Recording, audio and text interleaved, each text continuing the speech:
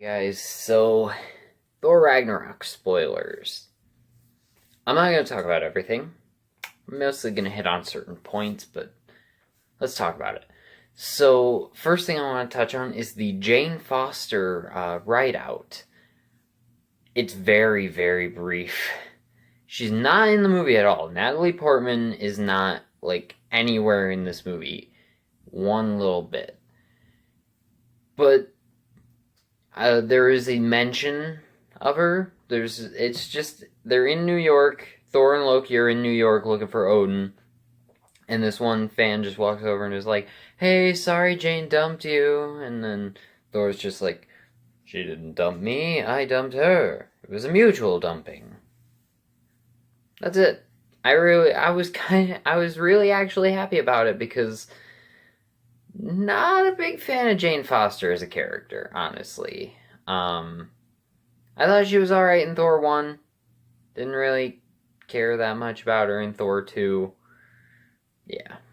But I thought Odin's death was handled very well. I thought it was a very good send off for the character, and I really liked how it seems like Thor's character arc is going to be kind of paralleling him at some point to Odin, so I think that'll be an interesting direction for his character.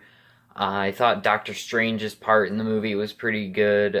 He's very briefly in it, but it makes an impact. It definitely makes an impact, and I loved it. I thought Hela's connection to Thor was pretty interesting. She's his older sister. She was banished, completely erased from the history books. I thought that was pretty cool.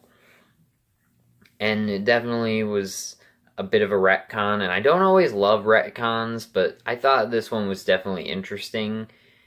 And I really liked the character of Hela as a whole. I wish the Warriors 3 got a better send-off than just dead, bit of fight, and dead. And Sif isn't even in the movie. Sif is one of the characters that I liked in the Thor movies. The Warriors 3 and Sif as a whole were just a group of characters that I really, really liked in the first two Thor movies. There was Volstagg, Fandral, Hogun. They're all in the movie for about 5 seconds. Like, literally, Hela gets to Asgard, and then she just kills Volstagg, kills Fandral, and then Hogun puts up a bit of a fight, and then also gets killed. So I guess I would have liked a better send-off to the group as a whole. I thought Hogun was the best death in the movie because he actually got to put up a fight, and he actually got an honorable death, whereas with Volstagg and Fandral, it was basically like those Jedi in Revenge of the Sith, where it's like, huh? What? Ah. Yeah.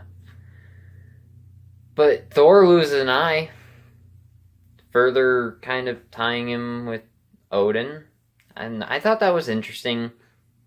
I wasn't sure, what was going on for a second, because I didn't really notice that his eye was, his eye was gone. And then he's just got, his eye is, dark and bloody, and I was like, wait, what's up with his eye? And then it was just gone. I was like, oh. Wow. This movie is basically a more comedic space version of Captain America the Winter Soldier. It basically destroys the established version of Thor's world and shakes up the universe in a big way, which is exactly what Captain America did for Captain America in The Winter Soldier. I thought Korg and Meek were awesome. I love that Meek was actually in the movie. I forgot that they confirmed he was in it. So when he showed up, I thought it was pretty cool, and I thought him and Korg were just great. Probably the best parts of the movie. Meek doesn't actually have any lines. He's more of just a side background character that is basically connected with Korg, but I thought it was really cool and pretty funny near the end. I also love Loki in the movie. He's very arrogant and funny. He's basically just trying to be a hero at this point. I think we can all agree on that. He's trying to be a hero. He wants people to appreciate him and love him. Like when he pops in the spaceship with Korg and Meek and everyone, and he's like, "Your savior is here!" And he's trying to help save people and get them out of there. Yeah.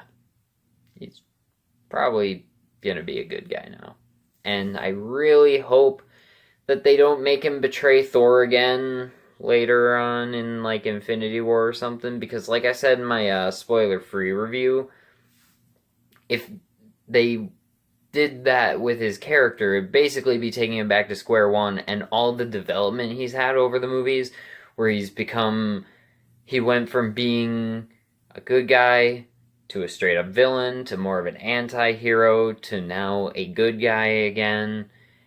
I feel like if they did that, if they just made him betray Thor another time, it would just kind of ruin his character's arc, because I feel like he had a pretty good redemptive arc over the course of the movies, where he's gone from being this villain to being an anti-hero to being a hero. And so I think if they just throw that away, it would be really unfortunate. But yeah, that's really all I wanted to talk about in Thor Ragnarok. Yeah, I really enjoyed this movie, and I cannot wait to see Avengers Infinity War. Thank you guys for watching this video. Let me know in the comments what your favorite part of Thor Ragnarok is, and do not hold back on spoilers in the comments. Let me know. Thanks for watching, and I'll see you guys in the next video. Bye.